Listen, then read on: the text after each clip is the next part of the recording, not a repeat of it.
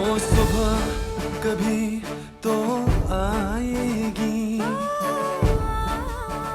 If we do not secure our energy supply into the future, growth will stop and we will not be able to fight poverty.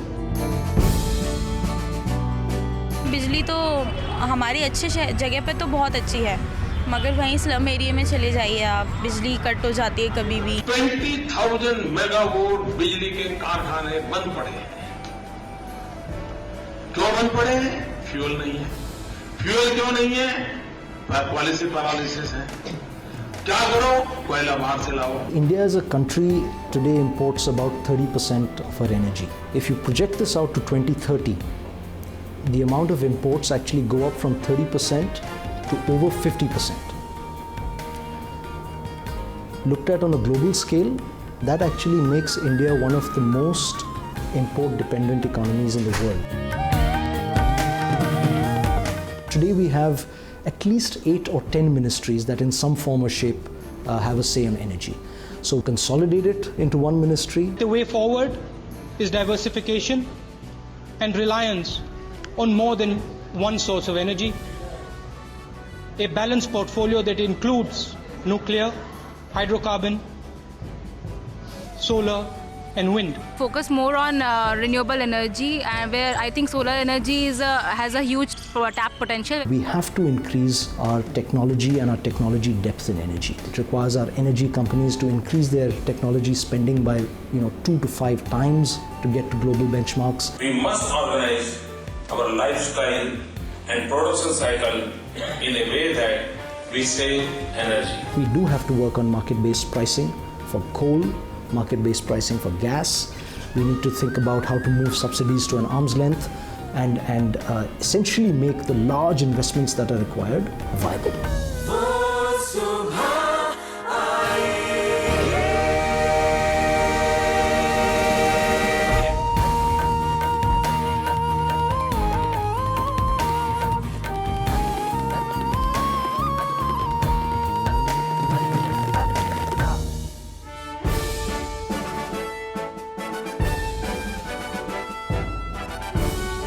Hello and welcome to Change India, an agenda for the next Prime Minister. Today, in the 9th show of our series, we have 10 policy initiatives that will enable the next Prime Minister to transform India's crucial energy sector. These initiatives have been culled from recommendations made by a group of experts, and you can get all the details from our website thinkindia.in.com. Joining us in the studio are 4 of these distinguished contributors. We have Dr. Kirit Parikh, economist and former member of the Planning Commission. Mr. Shakti Sinha, former IAS officer who was in the PMO and in energy-related ministries. Dr. Arunabha Ghosh, CEO of the Council on Energy, Environment and Water, a leading think tank. And joining us via satellite link is Dr. Rajendra K. Pachauri, Director General of TERI and head of the Nobel Prize-winning Intergovernmental Panel on Climate Change. And with them is our very own Dheeraj Nair, CEO of Network 18's Think India Foundation, who has anchored this project for us. We also have an audience in the studio, among whom are some people who have actively pitched into the debate on Twitter and on our website. I would urge all of you to contribute to future editions on Twitter and our website, and we would be delighted to invite you to participate in the upcoming shows. Do note that we will present our suggestions on energy and 13 other policy areas to the next Prime Minister who takes office in June. So let's get on with our top 3 recommendations, and all of them are related to the government formation and quick decision making that can be done by the new government when the Prime Minister takes office. Number 1, we are saying there are so many ministries which are focusing on energy related issues. There's petroleum and natural gas, there is power, there is renewable energy, there's coal, there is also the Nuclear Power Corporation. We are saying club all of them into one Ministry of Energy. That will reduce 4 cabinet ministers to just 1. So there will be resistance. And therefore, this is something the new Prime Minister will have to probably do in the first week in office before he announces his cabinet. Point number 2, and this one has been in play off and on. We are saying now move conclusively to market prices and all the subsidies that you have to give to the poor, please give them through direct cash transfers. The first thing that the government can do is completely deregulate diesel prices quicker than the 50 paise per month that is being done right now. And the third point is to set a very strict time limit for environmental clearances for mining and energy projects.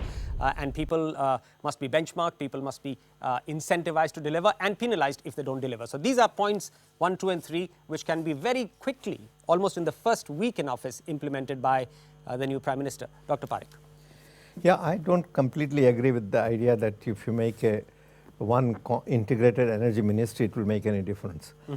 We had one integrated energy policy, integrated energy ministry in the 70s under Mr. K.C. Pant.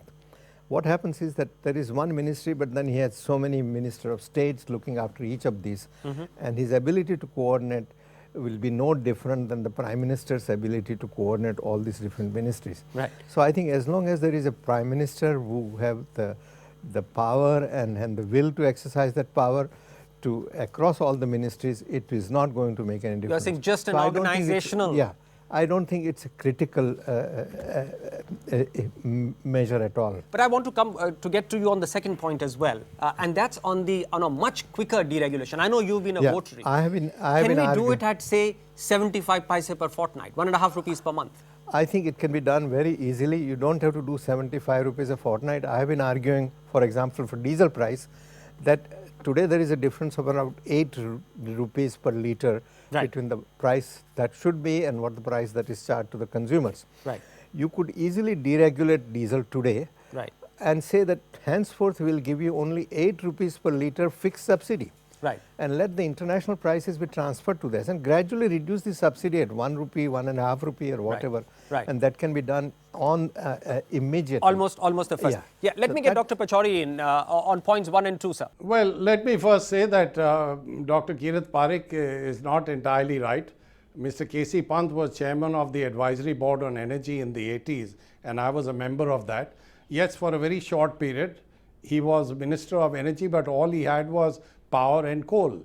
And you know, I can't believe that if you have a minister who is responsible for every segment of energy, that he won't be able to bring about coordination. I mean, you put the right person in the right job, and I don't see why you won't be, because today all you have is a very segmented approach to dealing with energy. Right. And you know, these ministries are functioning in silos. Right. So I personally think that's absolutely essential. And when Mr. Pant was chairman of the advisory board, he was reporting to the Prime Minister, but that was purely an advisory function. You have to give authority to the person. So let me get a career civil servant in here who's also been in the PMO. Where would you pitch it? No, one, very clearly we need an integrated policy. Right. And to that extent, I think Dr. Pachauri is right that a common minister would help. It would not solve the problem, absolutely. Sure. Dr. Parikh's observations have validity, that person who's there should have the wherewithal to really coordinate and take the sector along. Right. Because it is a very multidimensional sector. Right. But today's situation where coal and energy ministries are fighting on a daily basis is hardly a recipe for good governance. Yeah. So in that sense, I think an integrated approach, whichever way you do it. Yeah. What about diesel prices then? Absolutely. I think Dr. Parikh's recommendations at different intervals, his committees at different times have recommended that you need make it 5 rupees increase at one time and then incrementally. You're saying 5 rupees at one go?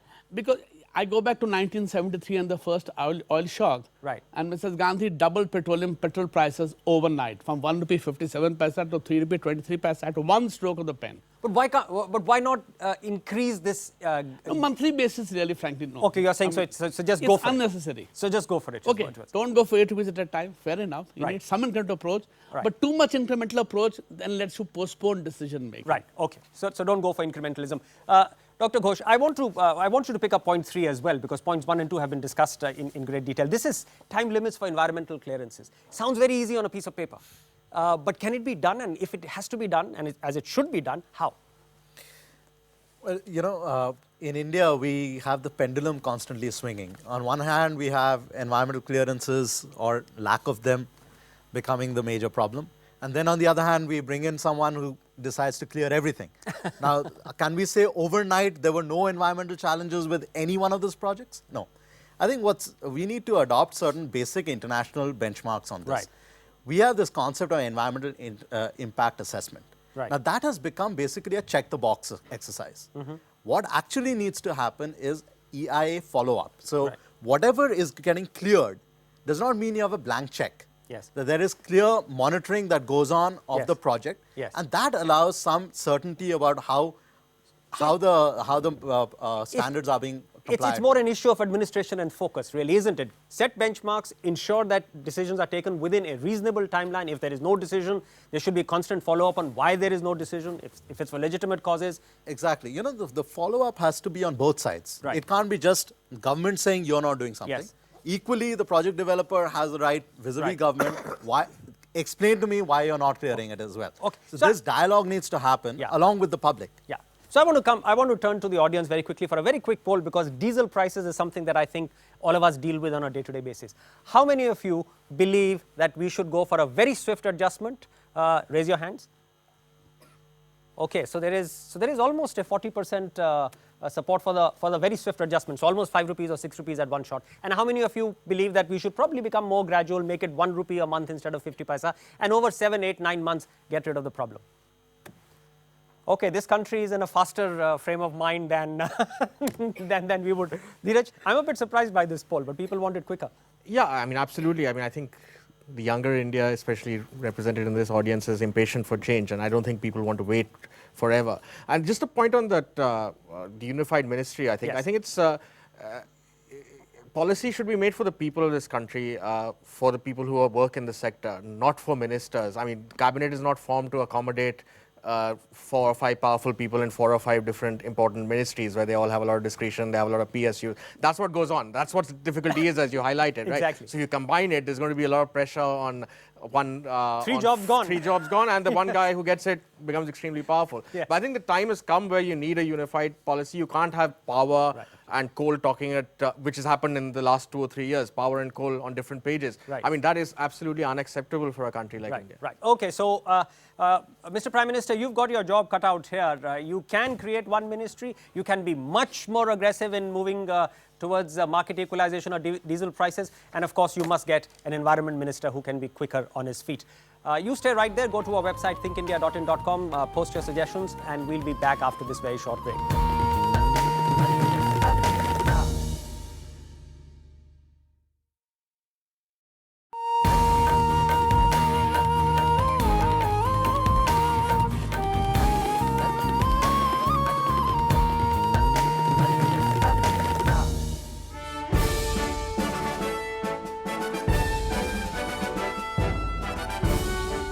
Welcome back to Change India, an agenda for the next Prime Minister. And today we are focusing on how to re-energize our crucial energy sector. We've done 3 recommendations for the Prime Minister. We are now on recommendation 4 and 5, and this has to do with the public sector units in the energy sector. The 4th one is you've got to end Coal India's monopoly on our coal sector. You've got to open it to private competition. You've got to allow domestic as well as foreign investment in here, and the kind of pressure that we have on a balance of payments, you've got to loosen that by this move. And point number 5 is about giving complete autonomy to energy PSUs. Some of them are very large: ONGC, IOC, NTPC. And we've also said that you can begin the process of privatizing them by transferring their shareholding to a national shareholding trust, which is accountable to Parliament, but can then take calibrated steps towards privatization. Dr. Parikh. I think coal denationalization, or rather, ending the monopoly of Coal India is absolutely critical. With the reserves of coal we have, there is really no reason why India should be importing 100 million tons of coal.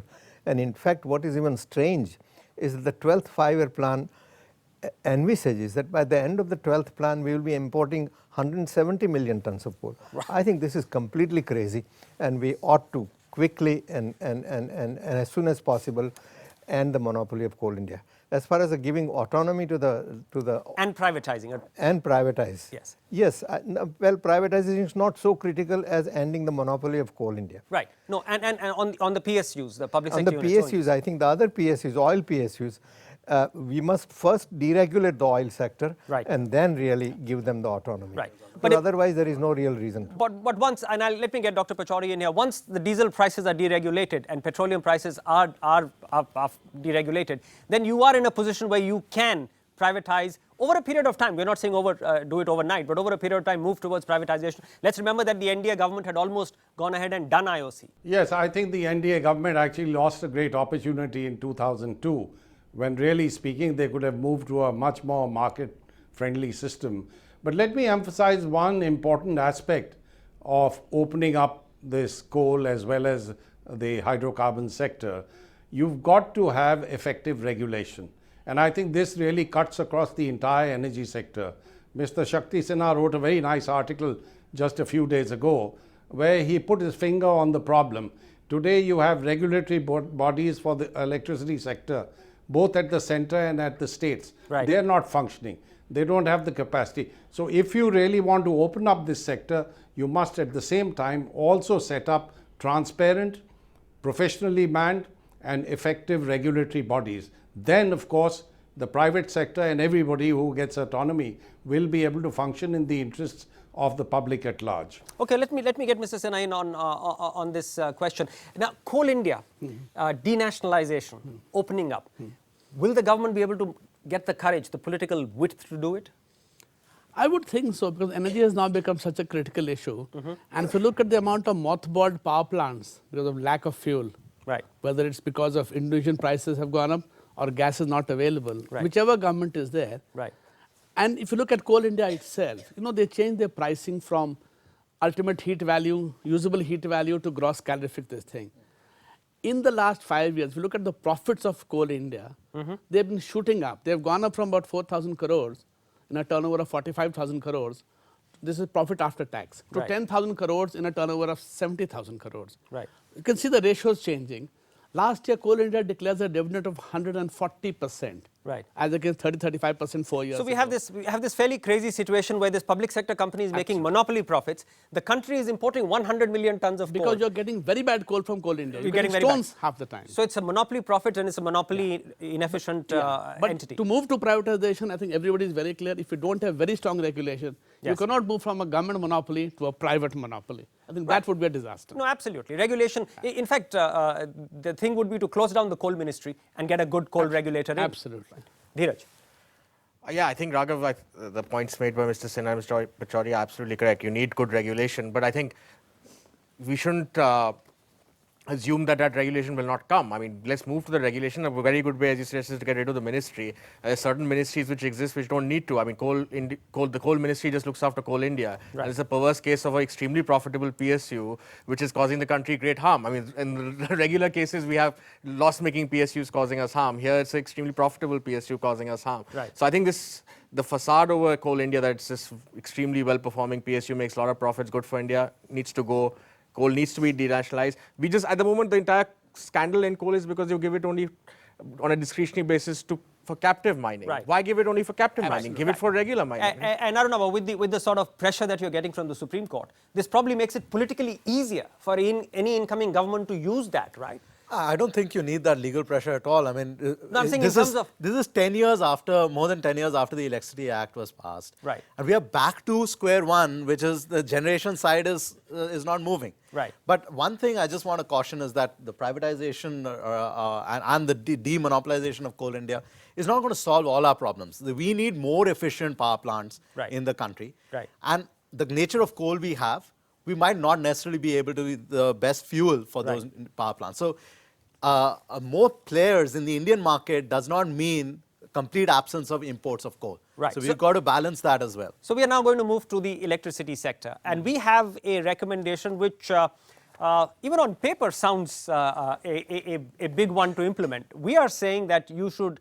take away all the state electricity distribution outfits and operations and entities. Take them away, merge them into a national company, have this company listed so that there is shareholder pressure to perform, take it away arm's length from the government, and states can be incentivized to get rid of their dysfunctional electricity discoms by actually giving them cash in lieu of that. And the point that we are making about making these functional now is that if there is an outstanding from the state government to this new discom, to this national discom, then that should be deducted from the central transfers to the state, so that there is absolutely no reason for this large discom to continue with the dysfunctionality of the smaller discoms. Let me get in Dr. Pachauri. After that, I'll go to Dr. Parikh. Well, I'm not entirely in favor of setting up a large monolith. I think if you have effective regulation, then it's entirely possible that you can get very efficient, small-sized discoms as well. In fact, the world over where you have effective regulation, you find even municipalities and small cooperatives doing extremely well. So here again, let me emphasize the importance of setting up effective regulatory bodies, because let's say you have a national discom. Right. Who is going to ensure that that national discom functions in an efficient way? You really need strong regulation. And may I say, even the system of regulation has to be open, it has to be transparent. People should be able to come and provide their views, their analysis. In the US, for instance, where you have very effective regulation of the energy sector, you have the best professors and academics doing research and coming and testifying. So I really think we need to bring about a complete change in this regard. In the regulatory. And that will help rather than setting up a large scale discom. Yeah, I think Dr. Parikh, the point about the larger scale discom is that instead of dealing with very tiny outfits and also very dysfunctional outfits, because state governments sometimes are perversely incentivized not to pay them. For instance, we've got 190,000 crores as outstanding to these discoms. A central entity will have weight and will have the countervailing power to ensure that these kinds of problems don't come up. I agree with Dr. Pachauri. I think it's better to have many small units under the control of the local government, but it is required that we have a more open, transparent regulation. It might even be constitutionally very difficult to combine them together also, because electricity is a state subject. Right. So I think apart from the constitutional difficulty, the new Prime Minister or new government would not be able to implement it in any case. What we are suggesting and I don't think it would necessarily function better. Okay. Mr. Sinha, what we are suggesting, let me canvass this case a little bit more. I read your paper. I read the website. I went into the data. So what we are really suggesting is it's not mandatory for state government. We are not saying make a constitutional amendment, but incentivize them to turn in their units to this and get cash instead. And get cash instead. You know, mergers and acquisitions are a troublesome subject. Yes. And if you want to merge all these discoms, aside from the arguments already made, into one entity, you'll have large management issues as well. Right. So I think the essence is to get good discoms functioning. Okay. And you're right that the states owe them 190,000 crores, which is an awful thing. Yes. But the idea is to get them functioning, and today's environment, actually, other than the madness of 2 months, right, most states have now cost-effective tariffs. Right. As on date, the discoms can function efficiently, as on date. Right. The backlog, the overhang is very heavy. Right. So effectively today, if you have good regulation, and if you don't allow this people to merge, you will. All right. So Dheeraj, you're 1 against 4 now. So, I mean, I'm 1 against 4 experts, and I'm not an expert in this. But let me just say, this was, I mean, some of the states have already privatized the discoms and got competition in, and those are doing well. So I mean, there are plenty of cases. Delhi was one, I think Calcutta, in Gujarat it's been done right. So there are plenty of examples where things have been done and done well. So I'm not, if every state was to do it, I'd be more than happy. But there are certain states which are saddled with sort of populist policies and bankrupt discoms. Now, this was a solution to those states in case they want to get out of it, give it to a central entity and not a central government entity, as you said, list it on the stock market, subjected to pressures of like an the market. Exactly. Like an ONGC. Exactly. Yes, Aruna. I want to offer a compromise, which is allow the well-performing discoms to buy out worse-performing discoms. It doesn't have to be one big entity. Fine. Good. So, in spirit, you create market consolidation, but with better in spirit, you accept what we are saying. If not in logistics, I want to take a quick poll from the audience. How many of you are in favor of this this proposal in spirit that the good ones should be allowed to take over the dysfunctional ones, and we have fewer discoms? In favor? There you are. So that's almost 100%. Almost 101. So we have great consensus. I'm now going to move to. Another point, which is point number 7 on the power sector. This one is about creating a cross-border grid. Now, we've got a fair amount of work that we've done with Bhutan, for instance, and Nepal in creating a inter-country hydroelectric power generation model. We are saying take it even further. We are saying work actively on the Iran gas with Pakistan. We are saying step up this thing, and if additional infrastructure is required, then India should step up as the largest country and the largest economy to invest in that infrastructure. Maybe set up an international company of these countries with stakeholders, but get in all these countries together and enhance the power generating potential. Dr. Parikh. The cross-border trade among South Asian countries is extremely important. In fact, our institute today is running a project where we are trying to get this South Asian countries to come together and promote cross-border trade. Right. I think from India's point of view, in a long-term way, if we say that we are short of all hydrocarbons and that we will have to eventually depend largely on renewables, and solar and wind are not available as and when you want them, therefore you need a balancing power. Yeah. And hydro would be the most effective balancing power. And And therefore, I think working together Right. would be extremely beneficial, because even Nepal, who can supply us a balancing hydropower, would need in off-season power from India, because it Right. doesn't have enough power from Right, that point right. of view. Let me get Dr. Pachauri in here quickly. Well, I think I'm strongly in favor of not only South Asian sort of integration as far as the energy sector is concerned, but also in the case of the Iran-Pakistan-India pipeline. Yes. As far back as in 1989, I proposed this particular project. It's a pity it hasn't taken off. Right. And I agree with Dr. Parikh. Hydro would give us an enormous opportunity to bring about balancing. But let me also say, as far as solar energy is concerned, today we are tending to a stage where technologies for storing of energy are becoming pretty viable or close to viable. Yes. So over a period of time, certainly we would be able to store renewable energy also, even though it's not available round the clock. and we are However, I think hydro has enormous opportunities Right. for giving us just the kind of cushion we need. Arunabha, very quickly, you were. I think this proposal is a very important one, but we have to look beyond the technological feasibility. That's right.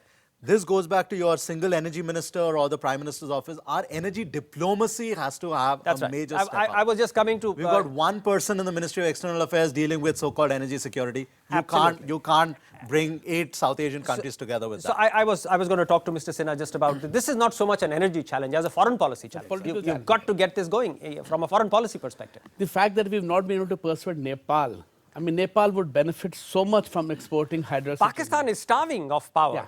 We have, of course, they are now in talks, and there's a very old project called Kasa 1000, which would bring power from Central Asia, Tajikistan, Uzbek, and Kyrgyzstan to Afghanistan, and then Pakistan, and potentially to India also. Right. So I think there is a lot, and this has to be something very, very important to us. Right. Dheeraj, very quickly, and then I go to the audience for a poll. You're absolutely right. This is a foreign policy challenge, and it's a pity that our foreign policy mandarins still consider the old type of foreign policy of, demanding a seat in the United Nations Security Council priority number 1. Right. Whereas economics, whereas energy security, this should be the priority of the MEA. And I wish the new foreign minister also has a understanding of this and a focus on this. Right. Let's get energy security top of the foreign policy agenda rather than at the bottom. And this could become one of those SAARC initiatives which could actually have some teeth, which could Exactly, actually and I think this can transcend some of the narrow politics that otherwise And deliver hampers quickly. cooperation. Deliver quickly. That's right. So, to the audience, I know it's a challenge to work with neighbors who are sometimes hostile to India, but if we get our foreign policy reconfigured towards becoming more energy and economic oriented, do you think we can do this, or is this too much of a pipe dream? Yes, raise your hands. Okay, we have an optimistic bunch of people here. We can get it done. So, Mr. Prime Minister, this is as much an energy as a foreign policy challenge for you. That's our point number 7. So, before we go into a break, let's see what our audience has to say. They've got some suggestions that they've written on placards. I'd like them to raise the placards and show us what suggestions they have for the Prime Minister.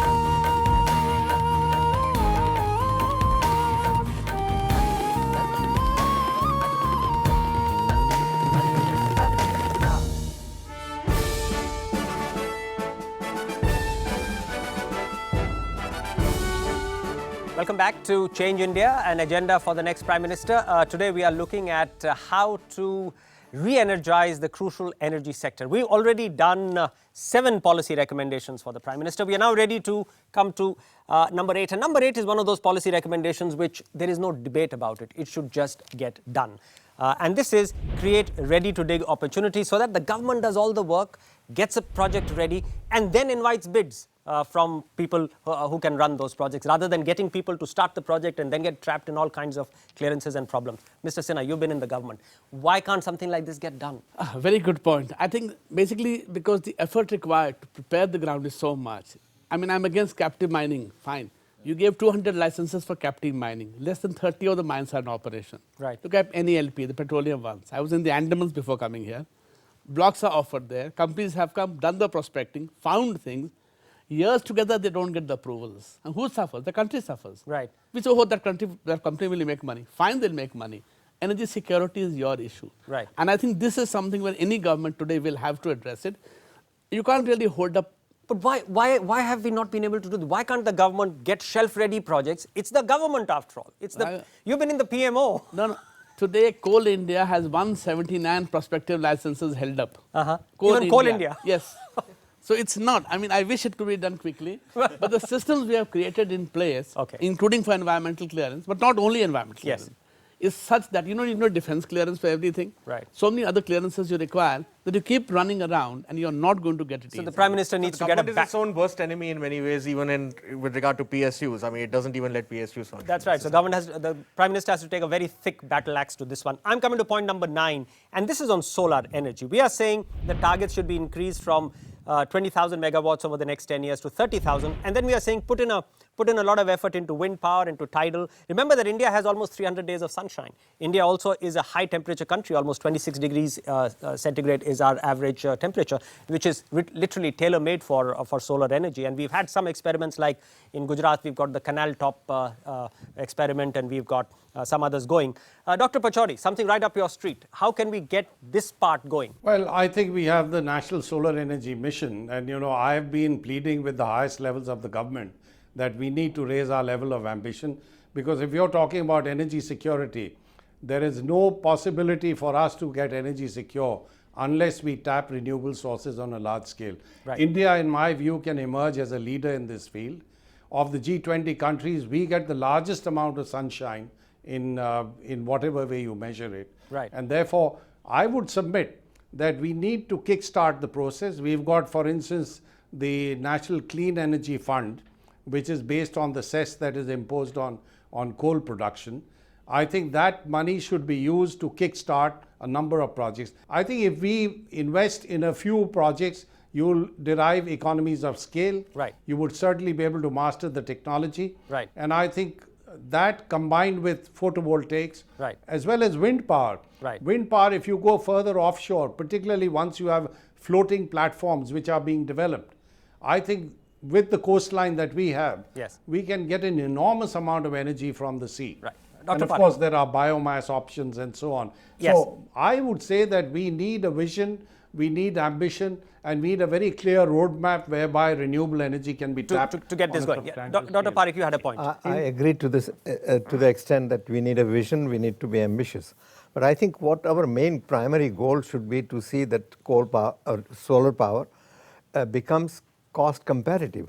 Right. Unless the costs are brought down, then putting 20,000 or 30,000 or 50,000 would not be the right thing to do. Right. Because if you put 30,000 megawatt of solar power at the same kind of a cost that we have today, then you are really hurting your economy. Your economic growth rate will slow down. Yeah. So Arunabha, you're the right person. And while you're addressing the cost issue, can you also address this project of covering our irrigation canals with solar panels? Is it something that can be effective and large?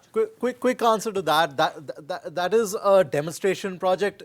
It's the cost of power is significantly higher to build over irrigation canals, but we can do solar in many other ways. We did the first evaluation of the solar mission. 3 things we need to do. Right. We need to create a financing ecosystem around solar. The nature of loans, debt, risk guarantee, etc., that needs to go to the project developers is different from a regular type of infrastructure project in the power sector. Right. So you need to change the financial modalities. Right. Then you will have far more people coming into the market. We need to think of solar as an infrastructure sector. That's important enough. Number 2, we need to get involved in a global supply chain of developing new solar technology, including storage. It's something that China is doing so. Exactly. So there is no China's reason to just manufacture everything at home. Yes. If we are plugged into a global supply chain, then we get access to the best technologies and we are part of developing the best I understand China's even overtaken the US in terms of development of solar technology. Through a very inefficient subsidies. We don't have to go the China route for manufacturing and solar. Number 3, focus on decentralized energy. Yes. We found 250 companies in India filling the decentralized energy gap. Okay. Create the ecosystem for them to grow. Done. So let me get to our audience now who've got some questions on solar energy. Who's got the first question here? Why don't we promote education in this field, in renewable energy? As a matter of fact, we have barely 5 courses in the country. Even in IITs, if you go to them, they have only 1 course on energy in IIT Bombay.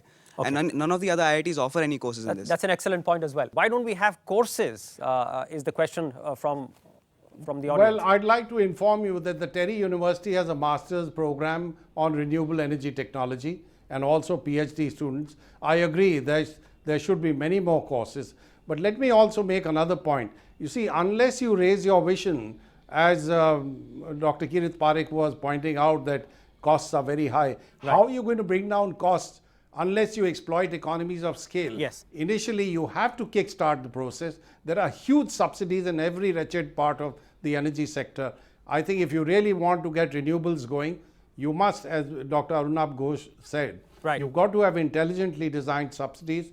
But I think we really need to see that there's education, there's awareness, and most importantly, education of our decision makers. Right. Because I believe most of them are very cynical about renewable energy. Right. So we now move to point 10, and then Dheeraj, I'll come to you for a final summary on all the points. And point 10 is really the demand side. We are saying there should be an incentive for energy efficiency. There should be a disincentive for energy inefficient use, whether it's cars, whether it's buildings, whether it's any other gadget. You must have disincentive for that. So whether you have the Griha system of rating buildings, whether you have higher taxes on energy inefficient household appliances, you must do that. Must do that to control the demand side. Mr. Sinha. Absolutely. But we have a situation where the SUVs have just been given a tax rebate. Absolutely. Dr. Parikh had recommended a higher taxation on diesel guzzling SUVs. Yes. But it goes across the sector, not only SUVs, our own homes. Yes. If you have time of day metering. Yes. You have smart meters which are two-way readable. Right. You have equipment at home which can be used in the off-peak hours. Right. And when I say off-peak and peak power pricing, the differential should be substantial, not 10%. Because, today we rely primarily on thermal. Right. Thermal you can't back down. So DISCOMs land up paying for power they are not using. DISCOMs are not paying. The consumers are paying for it at the end of the day. So for heaven's sake, if we get a mix for everybody. So while grey is very important, absolutely, though there are some issues with grey, where I see a very good heavy concrete building coming up which is grey certified. Right. So obviously there are issues there. But leaving that aside, I think education-wise, in terms of policy makers' education, how exactly do you reduce your energy intensity to get a higher output? Right. That is something. Dr. Parikh, you were wanting to... I think we have energy conservation building code, and that should be made mandatory because this rating would help, but rating doesn't really make sure that people build energy compliant buildings. Right. And some of these ratings, Griha, LEED, etc., take all things into account so that even though the system, the building is consuming more energy, it may still get a high rating because it is saving on water, saving on other things, and it's environmentally sustainable. So you're saying it should be something specific for... I think one should really concentrate on the energy saving side itself. Right. Dheeraj, across to you to sum it all up. Yeah, I think, to sum it up, this is a country which desperately needs energy and it's desperately short of energy on various fronts. So there's a supply side which we've discussed a lot, and there's a demand side. Yes. Now, to reduce taxes on SUVs while diesel is still regulated and subsidized is absolutely perverse. I mean, this is the worst kind of subsidy which needs to go. Similarly, regulatory stuff for buildings, very important. Right. And on the supply side, I think renewables is something which is not particularly fashionable in India. It's sort of a minor ministry at the moment, which is one more reason why it should be part of a consolidated Ministry of Energy, because to just have one minor ministry which is given to an ally as a SOP, rather than it being in part of the mainstream energy policy and getting mainstream funds, I think that's something which needs to change, because we need not only conventional energy, but we also need renewable energy. Okay, so we've got all these recommendations for our next Prime Minister. We will hand them over to him or her when he or she takes office in June. The one on SUV taxes possibly should go out in the first budget that the government presents, and all the other recommendations also hopefully will get his focus or her focus and energy. Before we go, take a look at all the 10 points.